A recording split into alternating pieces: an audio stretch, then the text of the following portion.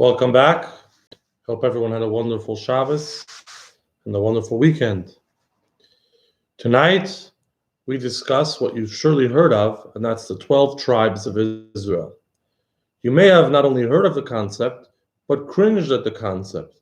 The idea of tribes, tribal identities, and that kind of division is usually, it sounds primitive to modern sensibilities. That's not the way we would look at the world.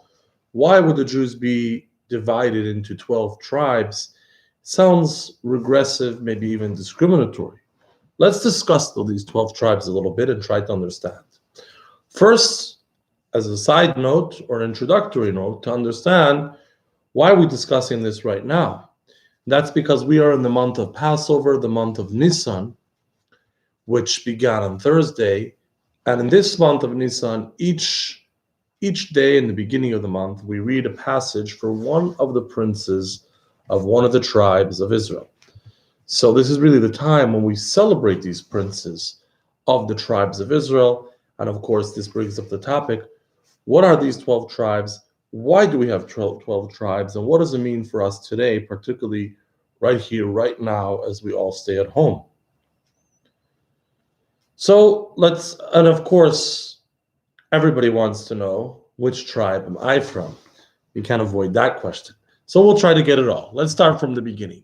12 tribes are the 12 sons of Jacob. So there are three fathers, the three forefathers of the Jewish people, Avram, Yitzchak, and Yaakov, Abraham, Isaac, and Jacob, each having only one son who continued in their path. Avram's son, who really took over his inspiration and leadership and vision and monotheistic belief in God, is Yitzchak, Isaac, and Yitzchak's son was Yaakov. Jacob, his other son, Esau, did not follow in his ways. So each of these fathers are followed only by one son who becomes the next father of the Jewish nation after him. But finally, Yaakov had 12 sons who all stayed within the Jewish nation and the Jewish idea. So now there are 12 different fathers of families, which began the 12 tribes.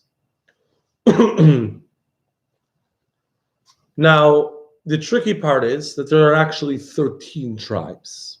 And that's because one of the tribes, Joseph being his name, was honored by his father Jacob, that his first two sons each became their own tribe. So there are actually technically 13 tribes. On the flip side, however, the tribe of Levi, which is the priestly tribe, the tribe of the Kohanim, the tribe of the priests of the Jewish people and the Levites who served in the temple, the tribe of Levi is usually not counted among the other tribes. They didn't have a portion of the land of Israel. They didn't send soldiers to the draft. They weren't part of what mostly the tribal issues mostly were. So usually, again, we're back to 12 tribes. Now, this actually meant a great deal in ancient Jewish life. And actually, at that time, the term would be Israelite life and not Jewish life. And we'll get back to what that means. Starting from the very beginning, where did the tribes really matter? Well, when we left Egypt, which was really when we became a nation, of course, we celebrate that on Pesach starting next week. We left Egypt. The famous drama is of the crossing of the sea. Now, most people would imagine the crossing of the sea as in this picture. Let's pull that up. So,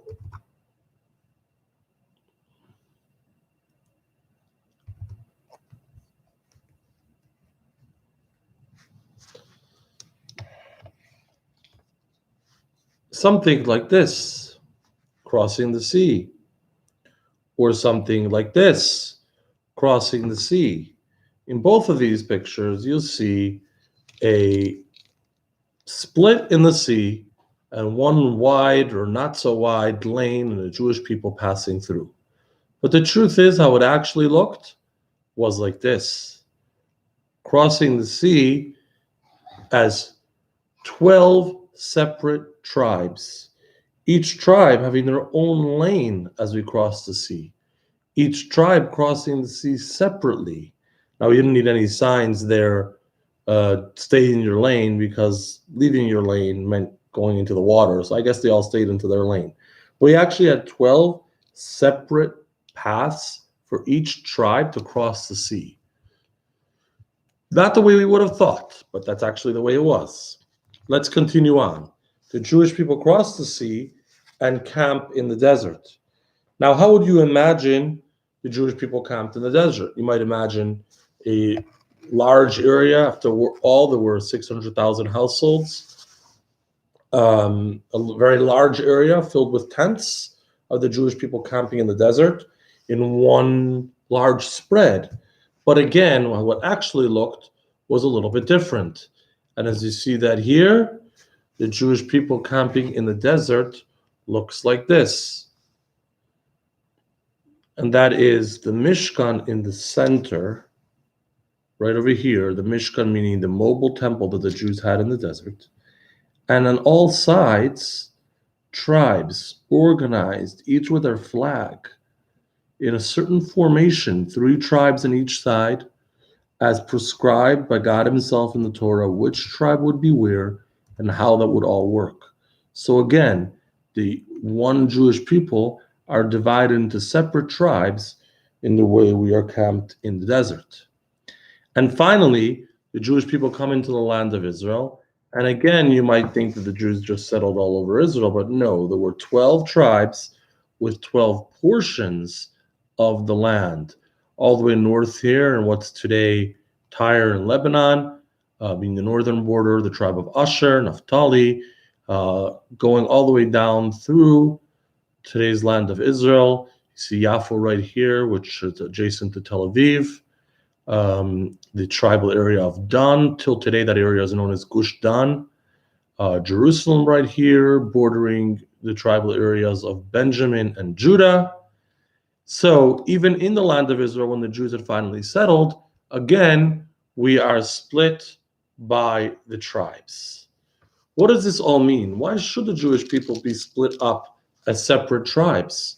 Shouldn't we be one unified Jewish people? Don't we have enough problems of outside enemies trying to divide us, take us apart, destroy us? Do we need to divide ourselves up? Now, of course, Jews are always splintering up among themselves. And it's an unfortunate part of our history, but that's obviously a negative. Why would the Torah prescribe tribal distinction, tribal separation, tribal difference between the Jewish people?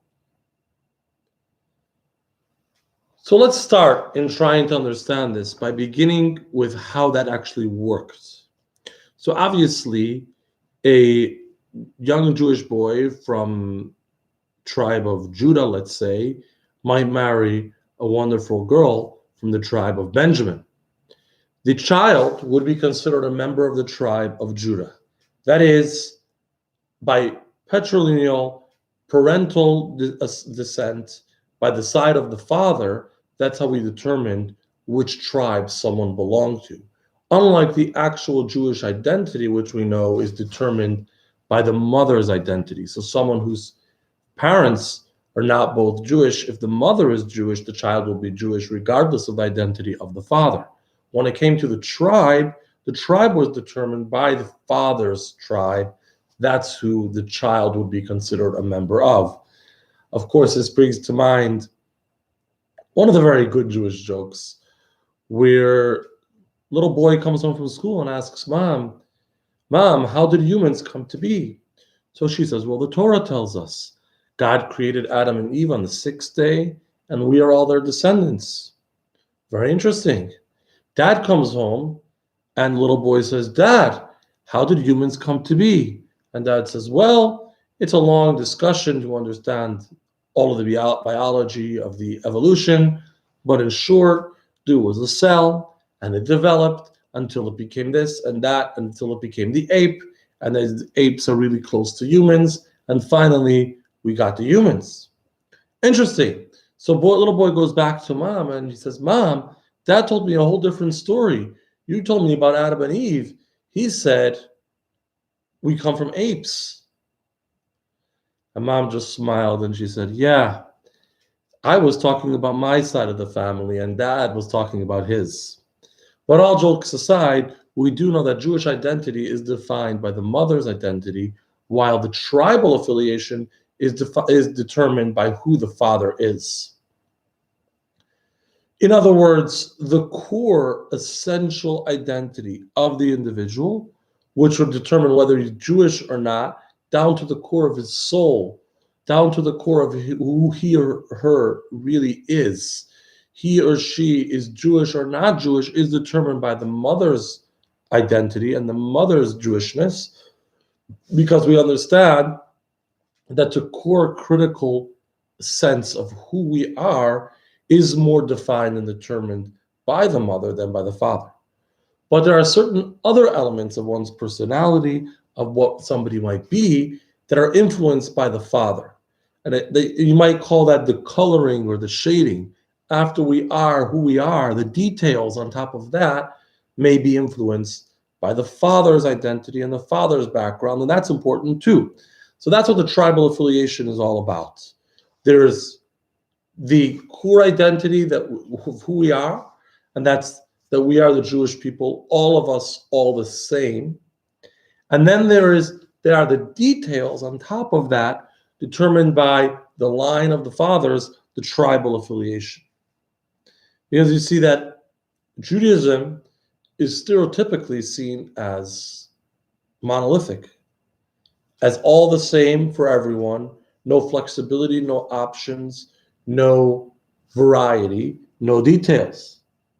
But actually, that's incorrect. There's a lot of personal flavor and choice and personal contribution and growth within Judaism, and many different customs in many different communities. One of the popular examples is coming right up on Passover. On Passover, Ashkenazic Jews, Jews of European background, do not consume many starches and legumes, known in Hebrew as kitniot. We don't eat rice, for example, on Passover, peas, beans, corn, all these things that have a close relationship to the grains, which are actually forbidden by the Torah as chametz. While Sephardic Jews, Oriental and Middle Eastern Jews actually consider rice a special delicacy with which they celebrate Passover. That's an example of a variance in custom, not something which is in the Torah itself, but the Jewish custom that came later of how we approach this biblical holiday was different for different Jewish communities. And that's beautiful. There's different shades, different styles, different colors coming together to create the rainbow, to create the beautiful, complete picture. And that's because there's really more than one way to serve God. There's more than one way to get to God. Within Torah's framework, within Torah's vision, within Torah's rules, there is still more than one way we can actually go about it as we approach getting closer to God and finding that meaning and connection. This is what the Kabbalists describe as 12 gates. Just like those 12 lanes of the tribes crossing the sea, there are 12 gates, there are 12 doorways, 12 portals with which we would approach heaven, with which we would approach God. And there's a particular gate, there's a particular lane, there's a particular avenue, which is more right for me, while another might be more right for you. And it's meant to be that way. And that's because Judaism is meant to permeate, meant to suffuse, meant to be a complete picture of who I am. Judaism is supposed to incorporate the whole me, my talents, my identity, my unique style, whatever is uniquely special about me should be part of my Jewishness and should be part of my service of God, part of my fulfillment of the mitzvahs, as opposed to the mitzvahs being superimposed on top of and irrespective of whatever I have inside, whatever my preferences might be, whatever my unique talents might be. I'm just imposed that I must do X, Y, or Z. That's not the way it's supposed to work. We are supposed to be investing of ourselves and binding ourselves and who we are with the mitzvah that we do or with the Judaism that we celebrate. So we all do the same mitzvah, but with a little twist that's influenced by who we are inside. So I personally, I like to share Torah thoughts with my children at Shabbat dinner in the form of a story. Someone else might prefer to discuss Torah at the same Shabbat dinner in a more direct form, not in the form of a story. While still another would choose to spend the Shabbat meal with finding inspiration in song and that type of Jewish connection, while you might have others who see it purely as family time without a specific agenda. So we're all doing the same Shabbat dinner, lighting the Shabbat candles, making the kiddush, the blessing on the challah, all the mitzvahs that are involved. But how we actually celebrate that and the details there can be flavored and can be influenced by who we are inside. And that's really the way it's meant to be. We're meant to be putting our own imprint on it, investing our own selves into it. That's the real goal. Bringing the rest of my identity into the picture. I serve God, I connect to God, I celebrate my Jewishness with my whole me. And that's why the tribal identity was so important. We are not meant to just keep up with the Jones and do whatever the others are doing. Each tribe had a unique heritage, a unique cosmic identity, a unique mystical identity, and unique traditions, unique customs, unique style of their own unique way of approaching God. And we were each supposed to treasure the path and the style and the approach of our tribe and our community and live it. So then, of course, each of us wants to know, which tribe am I from? How can I know, with the Jewish people at 12 or say 13 tribes, which tribe do I come from? Which tribe do you come from? Well, the short answer is that we don't know. Besides for those who are Levites, Leviim, or Kohanim, the priests who still have that tradition, which tribe they're from, the vast majority of Jews do not know. Although, as a side, most of today's Jews are either from the tribes of Yehuda, Judah, or Benjamin, what was known as the Kingdom of Judea, the area around Jerusalem, which was where these tribes lived and ultimately had their own kingdom. Because after King David and King Solomon, the Jewish kingdom split into two, with 10 tribes establishing the northern kingdom and only these two remaining loyal to the Davidic dynasty. And then later on, the 10 tribes were exiled from Israel, and although perhaps some individuals returned, as a whole, they were never really heard of from again. Of course, there's something that tantalizes Jews throughout our history. Where are the 10 tribes? Can we find the 10 tribes? Did anybody meet any members of the 10 tribes? And every couple of years, you'll hear or read something about a group discovered somewhere in the Far Eastern Africa who seem to have some Jewish-like customs, and maybe they somehow are from the 10 tribes, and we never really know. So actually, most of us are from the tribes of Judah and Benjamin, members of the kingdom of Judea, which is why we became known as Jews, Yehudim, Yid in Yiddish, as opposed to Israelites, because we are from that specific Jewish group, the kingdom of Judea, mostly comprised of the tribes of Judah and Benjamin and some of the Levites. But when Mashiach will come, hopefully very soon, we will finally be able to identify which actual tribe we do come from. Well, in that case, what does this all matter? What can we do about our tribe? What can we do to celebrate and live our Jewishness with the unique imprint of our unique personal tradition? Well, two things. First of all, we may not know which tribe we are from, but we should be following the traditions that come within our own family, if those are known. Some of us do not know, for whatever reason, what our fathers, grandfathers, great-grandfathers did in their observance of Judaism, but whatever we do know, we should be trying to hold on to that and treasure that and implement that in our own performance of the mitzvahs. Because those things are providential. They actually caused by God causing the circumstances that such families and such groups did things this way and the others did the other way. And that's indicative of what's best for us and the way we should be going about it. So if you have a family tradition going back to when your family back some generations ago was performing all the mitzvahs in a certain way, try to uphold it. Another thing we should remember is that although there are 12 gates, as we mentioned, 12 portals for approaching God, one for each tribe, there is a 13th gate. There is a gate that draws from our core identity as Jews, beyond whichever tribe we are from that core sense of Jewishness, that core sense of connection with God that ultimately unites us all beyond our differences. And if we are at a loss, or we don't know the specific custom or the specific style that should apply to us, we can still tap into that 13th gate, to that deeper sense of Jewishness inside of me, and serve God with that pure sense of pure connection, not necessarily with any additives, but still find that ultimate unbreakable bond. And really, that's our greatest strength.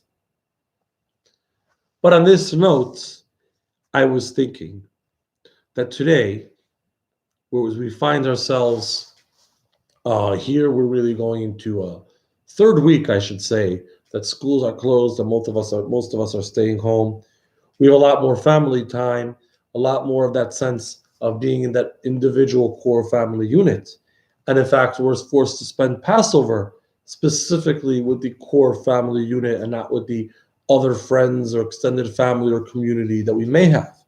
And that allows us to take the time to think, what makes our individual families special? What unique gift can we bring to the overall Jewish people and the overall service of God and performance of the mitzvahs?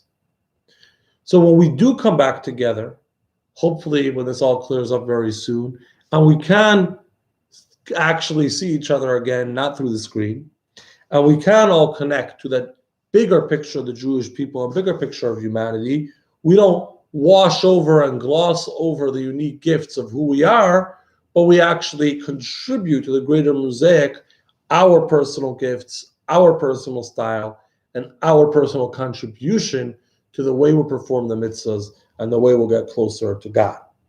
So let's use out that time that we're all at home and we're all in that family unit to really think about and really try to apply to ourselves what is our unique gift, what is our unique style, and what is our unique contribution.